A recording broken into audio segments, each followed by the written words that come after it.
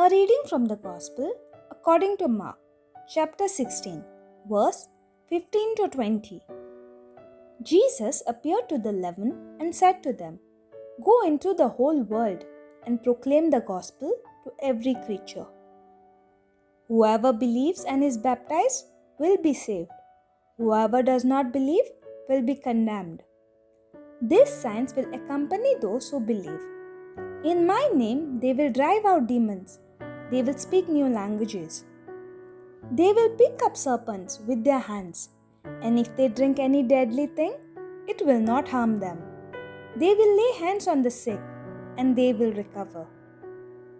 Then the Lord Jesus, after he spoke to them, was taken up into heaven and took his seat at the right hand of God. But they went forth and preached everywhere, while the Lord worked with them and confirmed the word through accompanying signs. This is the word of God.